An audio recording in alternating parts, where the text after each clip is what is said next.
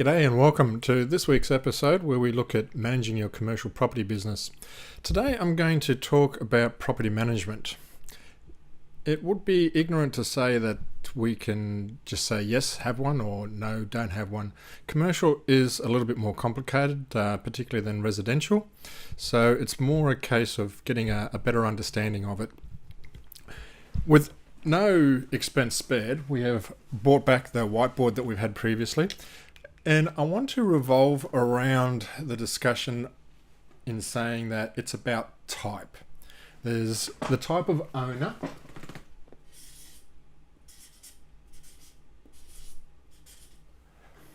There's a type of property.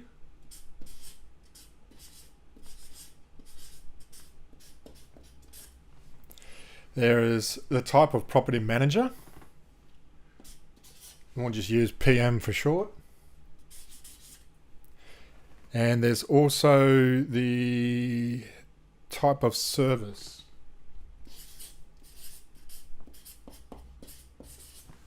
So we'll look around those four particular areas to see what we can come up with and giving you ideas and options. I'm not looking at saying yes or no for you. I just want to be able to have you in a situation where, once again, you can go to your book of knowledge. You'll see that this week's I've got a new one. Now, book of knowledge is where you write down notes in regards to the video that we're watching, but most importantly about action items. So in your book of knowledge for today, I want you to sit down and write down a few things as they apply to yourself. Now, what we're going to have a look at, the first thing about determining whether you need a property manager is we have a look at the type of owner, that you are. Philip Lynch, I think, said it best. He said, investing is more about the stomach than it is about the head. Now, what he means by that is you can have done all your calculations, all your due diligence, got everything organized. But if you get butterflies every Monday morning because you don't know you're going to get the rent check coming in, or there's a storm coming in your area and you're not sure what's going to happen to it, or you're worried about a new tenant coming in and you've got to lease it out, that's where the anxiety and stress of being a commercial property owner or business owner is going to get to you. So one of the key factors in regards to whether you should have a property manager or not is your intestinal fortitude, for want of a better word, or better two words, I suppose. One of the things that we look at also is this the first time that you've had a commercial property? If it's the first time, you may be better off getting some experience with a property manager, unless you are someone who's fairly savvy and probably above average for a first-time buyer. So being a first-time owner is something you need to factor into. If you're budget-minded, it could be a part of the decision mix that you have as a type of owner. Some owners will be very heavily geared, very heavily strapped. You've got your commercial property tied heavily into your household budget. So if you miss rent, it suddenly means you are missing mortgage payments. You've got to look at those sort of concepts. It depends on the property manager you have, but imagine somewhere between 8 to 12%. And 8 to 12% is always the first question. You say 8 to 12% of what? When you get quoted property management fees, is it just on your base rate? Is it on your base rate plus GST? Is it on your base rate or your base rent plus outgoings? Are all three of those included as a fee and then their GST applied on top? GST being the value added tax for my overseas viewers. So it depends on what you're looking at in regards to the property price. Percentages are one factor on it. Also, if you've got a small percentage compared to a large property, for argument's sake, 2% off $2,000 is X amount of dollars, $20, $40, compared to, if you've got a large complex that's renting at $20,000 a month, you're looking at different figures for there. So work out both your percentages as well as your raw data. The increasing trend that I'm seeing in our areas now is that property management fees are included in the outgoings for the commercial building. If that's the case, that starts to mitigate the factor that who pays the property management fee. For those who are budget minded, that can be an option. Just recognize that everything extra you put in outgoing gets the hackles up of your tenant a little bit more. You know, it used to just be you paid rents. Now you paid rent, you pay your rates. Now you pay your rates as well as insurance. Now you pay rates, insurance, and property management fees, and rates, insurance, property management fees, and land tax. There's all sorts of extra bits and pieces are going in, and that for a tenant, particularly someone running a business, it may be an owner-operator business, those type of expenses continue to go up. We're going to have a look at being pragmatic, and we will talk about one of the listings that I have, one of my clients have had for a while, because it's as simple a property management scenario as you can get. It's a 4-bay shed, which is almost the size of some large household properties. One of the sheds was converted into an office. So think of it like something suitable for a small mechanic. They've got an office plus 3 bays. They rent their property. It's only 9,100 square meters. They rent their property for $2,000 a month. That includes outgoings, GST, and body corporate fees in that particular instance.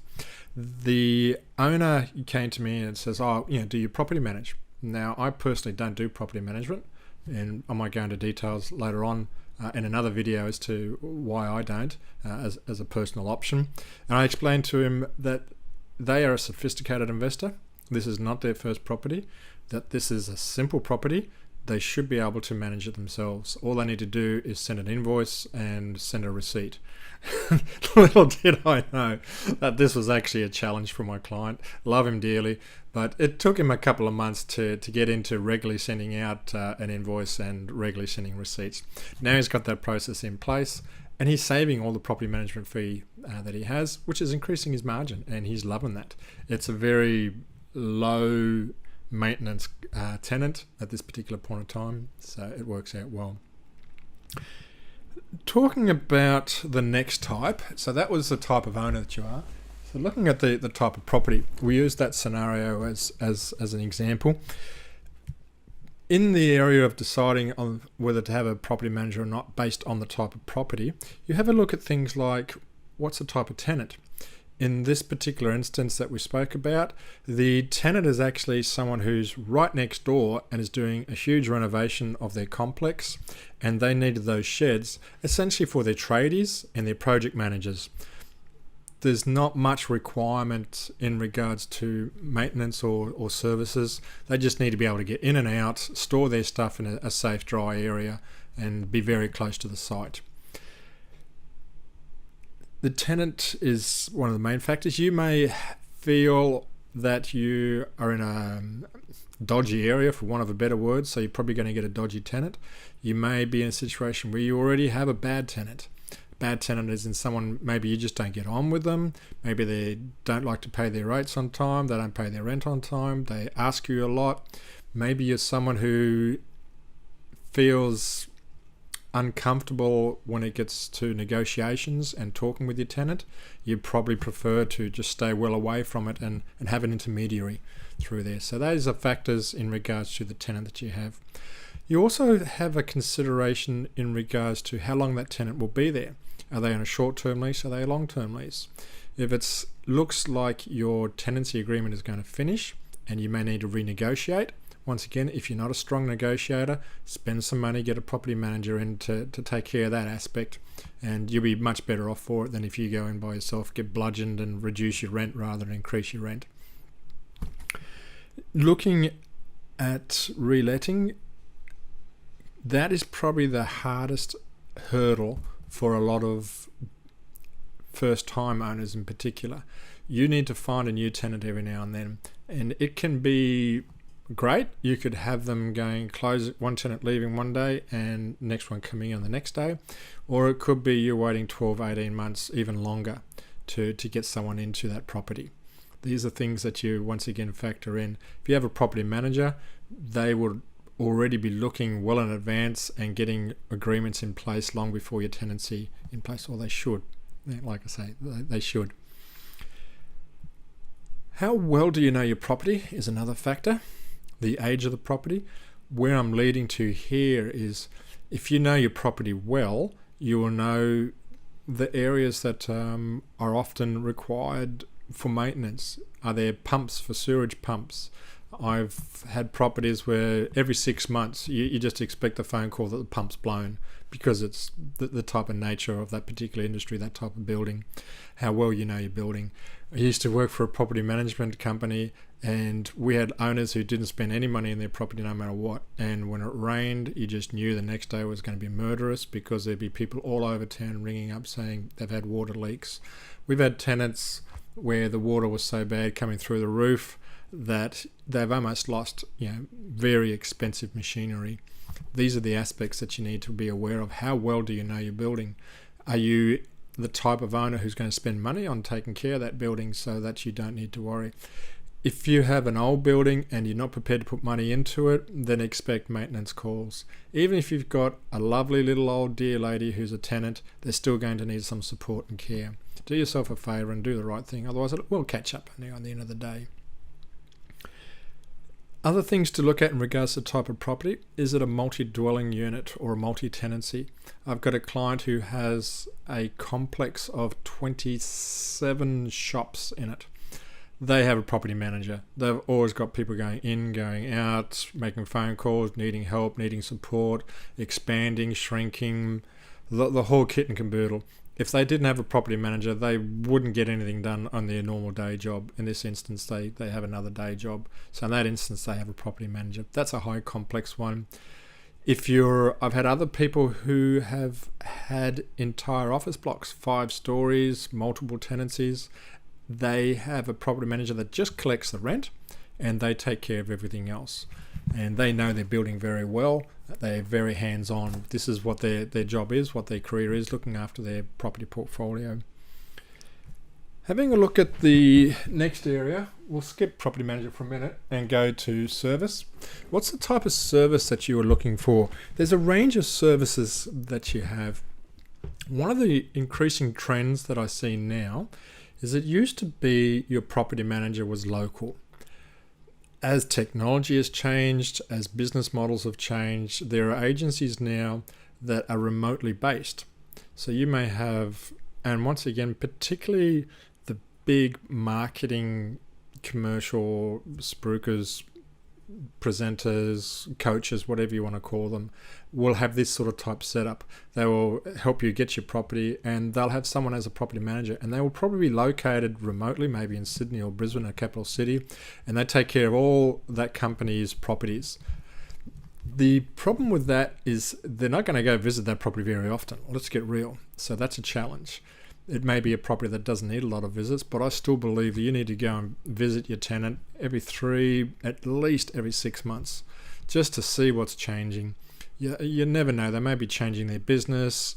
You may see something they don't see because you go in there every 3 or 6 months. You may notice that there's a fault with some plumbing or something, and they don't notice it because it's only incrementally deteriorating.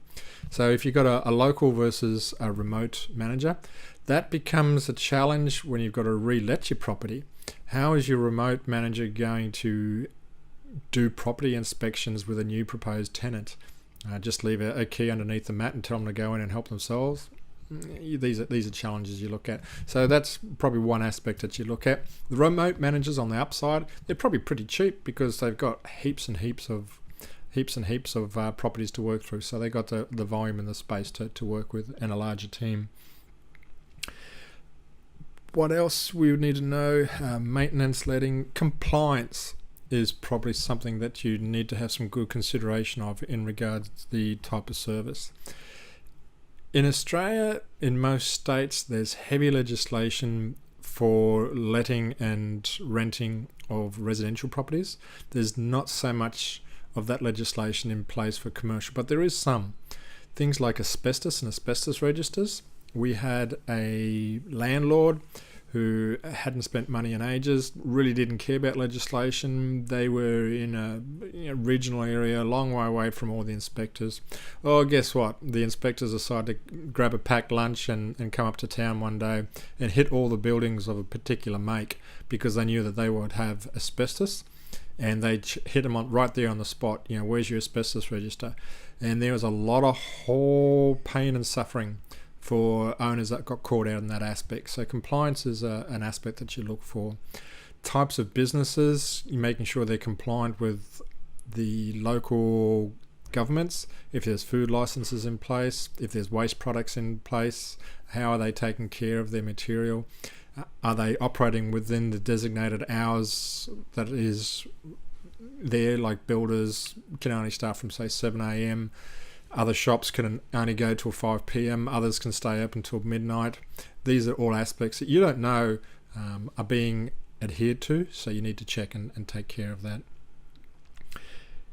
In regards to the type of property manager, you can have a range of them. We already spoke about local and remote. You can have a look at the size of the organisation. Quite often, in my area, commercial realty is very much a specialised area. There are some residential agents who happen to have fallen into property management of one or two commercial properties, because obviously any blind dog can do commercial property management, but that's not actually the case. You need to be aware of it. So things you want to have a look at is it one designated property manager, or is it one manager who is also the sales manager, who is also the payroll clerk, who is also the person who goes and gets coffee and takes care of inspections? This is a factor. Get to know who the property manager is. One of the increasing trends is a property manager may have an off-sider, so as a property manager and a property manager assistant. Yeah, that's a good thing if you find that they take care of your particular property. Sometimes they're in teams. You may have team A looks after this group of properties, team B looks after that group of properties. That works good as well, because if someone's away, you've got someone else to take care of it. Everybody needs to take holidays. So who's going to take care of your property and make sure everything works fine for the 4 weeks that, Gina is away from doing her property management role? These are things you need to have a look at. Recognize that it's difficult to be a property manager. It is one of the hardest jobs I have ever seen. And I've been employing people in various industries and various businesses for decades. There are not many jobs tougher than property management. There is no way to win as a property manager. You have the tenants after you, you have the landlords after you, you have the boss after you. It's a difficult job to play. So they have a high turnover. They also have a lot of what I call jadedness. They get desensitized. They're just going through the motions. Don't be overly hard on them, but as you talk to them, you can pick where they are on the cycle of life, for argument's sake. Is it a new 18-year-old who's got their first job and they've been told you can make lots of money in real estate, so go into property management, and off they go? Is it someone who's been there for a while, understands the buildings, understands what's required? Is it someone who's been there for probably too long and is well and truly over that job? You can never get them by phone. They won't answer your emails. Is it someone who's just about to go? Or is it someone who's just gone? These are aspects that you need to have a look at when you consider the type of property manager. I'll finish off with a few hints. I would once again recommend know your building and know it well. Understand, as you have the building for more years, you will understand it more, understand the structure, understand the legislative constraints that you have with it, both at state as well as local level. Be aware of what costs are going into it. Make sure you know the local tradies. You can quite often find, like every tradie when they start their business will go to a real estate agent to get work, because there's lots of work.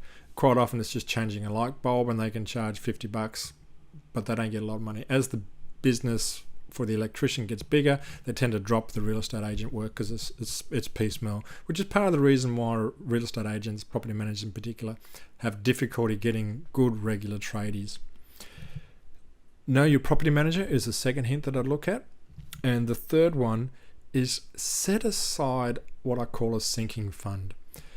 In big residential complexes, those that have pools, those that have lift wells and have multiple people, they have what's called a sinking fund, and you can apply this knowledge to commercial properties. The sinking fund says, okay, for argument's sake, we know that in 15 years we have to replace that lift. That lift is going to cost us $250,000. So we will start to put aside money each quarter or whenever you pay your body corporate fees for a new lift. So when the time comes and the lift needs to be replaced, you've already got the money. Use that methodology in regards to how you manage your property. Otherwise, you're going to get caught out, and it's going to cause you heartache, it's going to cause you grief, you're going to have problems with the tenants. And whilst it's not a regulated industry, so the government's not going to come up to you and say you need to fix that roof because you need to have a certain standard within the building, there are lawyers in place. That one I mentioned who had leaks in their roof and almost destroyed a lot of machines, they ended up with a lot of legal problems, and legal problems are a lot harder to fend off than government problems. So get yourself a sinking fund is my final hint. Put it aside, put it in a separate bank account that just gets interest, and whenever you catch up with your property manager, ask them what needs to be done. I've got $5,000, give me something to do so I can increase it. I'll get the money back in tax anyway because it's repairs and maintenance, and your tenant's going to love you for the fact that you're taking care of their property. And it's good for you too. You take care of property and take care of preventative maintenance, you're not going to get bigger issues later on. All right, that's it for this week's episode. I'm going to also do another video which will be the sister video of this one, I think a mini series within a big series, and that'll be looking at being your own property manager and having a look at that aspect. So balance the two together, have a look at them, leave me comments, let me know what you want to know, and I'll take care of it. Take care and God bless.